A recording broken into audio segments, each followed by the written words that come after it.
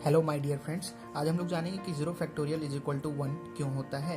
जिनको फैक्टोरियल के बारे में नहीं पता उनको मैं बता देना चाहता हूँ कि the continued product of first n natural number is called n factorial. इसको डिनोट किया जाता है दो तरीके से, एन फैक्टोरियल और ऐसे एन फैक्टोरियल। इसको मैथमेटिकली डिफाइन किया गया है, n factorial is equal to n into n minus one into n minus two into n minus three, ऐसे करते करते पूरा 1 तक।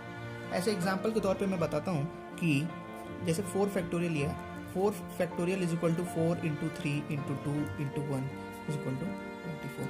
आज हम लोग जानेंगे कि zero factorial is equal to 1 क्यों होता है। उससे जानने से पहले मैं आपको बता देना चाहता हूँ कि एक आर.डी. शर्मा बुक में क्या लिखा हुआ है। जैसे हम लोग पढ़ते हैं n P r is equal to n factorial is equal to n minus r factorial.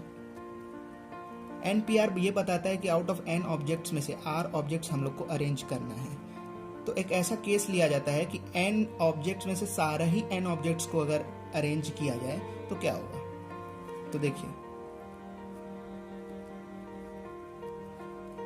An object में से सारे ही ऑब्जेक्ट को कितने तरीके से कर सकते हैं, एन फैक्टोरियल तरीके से कर सकते हैं। N minus n is equal to zero factorial हो जाएगा, ये एन कट जाएगा, 1 हो जाएगा, 1 बाई जीरो फैक्टोरियल हो जाएगा, zero factorial is equal to 1 हो जाएगा। ये भी गलत नहीं है, लेकिन मैं आपको दूसरा तरीका बताना चाहता हूँ, इसका प्रूफ बताना चाहता हूँ कि क्या हो सकता है। और तो हम लोग देखेंगे कि zero factorial is equal to 1 कैसे होता है। उसके लिए मैं कुछ आपको दिखाना चाहता हूँ। जैसे 1 factorial is equal to 1, 2 factorial is equal to 2 into 1, 3 factorial is equal to 3 into 2 into 1, 4 factorial is equal to 4 into 3 into 2 into 1, 5 factorial is equal to 5 into 4 into 3 into 2 into 1।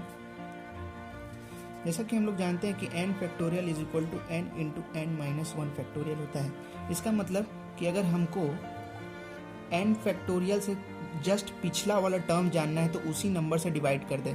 जैसे कि हम लोग को 4 फैक्टोरियल की value चाहिए तो 5 factorial divided by 5 कर देंगे तो हम लोग को 4 फैक्टोरियल की वैल्यू मिल जाएगी। तो यहाँ देखिए, अगर हम लोग को 4 फैक्टोरियल चाहिए तो 5 फैक्टोरियल डिवाइडेड बाई 5 कर देंगे तो 4 मिल जाएगा।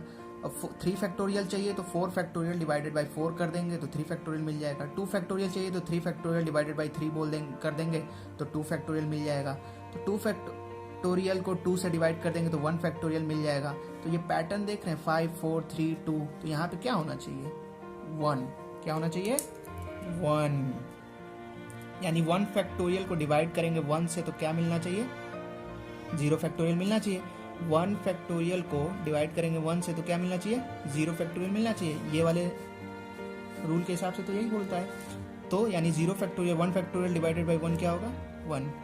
इस पैटर्न को ना मानने के लिए हमारे पास कोई काउंटर एग्जाम्पल नहीं है। इस पैटर्न को ना मानने के लिए हमारे पास काउंटर एग्जाम्पल नहीं है, बट इस पैटर्न को मानने के लिए एक एग्जाम्पल है जो मैं आपको अभी बताता हूँ। जैसा कि हम लोग जानते हैं एक्सपोनेंट लॉ के हिसाब से कि a to the power is equal to 0, a to the power 0 is equal to 1। तो a इज इक्वल टू हम लोग 2 ले लेते हैं। 2 टू द पावर 0 अगर हम लोग को प्रूफ करना है तो हम लोग एक पैटर्न देखेंगे। 2 टू द पावर 0 हम लोग को नहीं पता, 2 to the power 1, 2 to the square is equal to 4, 2 cube is equal to 8, 2 4 16, 32, 2 6 64, ऐसे जाता रहेगा। अगर हम लोग को पिछला नंबर चाहिए तो 2 से डिवाइड कर देंगे, पिछला नंबर चाहिए 2 से डिवाइड कर देंगे, पिछला नंबर चाहिए 2 से डिवाइड कर देंगे, पिछला नंबर चाहिए 2 से डिवाइड कर देंगे, नंबर 2 चाहिए 2 से डिवाइड कर देंगे, पिछला नंबर चाहिए 2 से डिवाइड कर देंगे। तो हम लोग के पास कोई रीज़न नहीं है कि ये पैटर्न जो है को हम डिनाई कर पाए, काउंटर एग्जाम्पल नहीं है। तो इसी तरह ये पैटर्न जो है तो ये भी 2 से डिवाइड होगा तो क्या आएगा, 2 to the power is equal to 0 is equal to 1। तो इसी तरह से ये भी एक पैटर्न है। इस पैटर्न को डिनाई करने के लिए हमारे पास कोई काउंटर एग्जाम्पल नहीं है, बट इसके फेवर में एग्जाम्पल है। सो हम लोग को ये मानना पड़ता है कि 0 फैक्टोरियल इज इक्वल टू 1 ऐसे होगा और ये पैटर्न को फॉलो करेगा। क्या है कि मैथमेटिक्स में हमेशा ही पैटर्न फॉलो होता है। उम्मीद है आपको ये वीडियो अच्छा लगा होगा। बहुत बहुत धन्यवाद।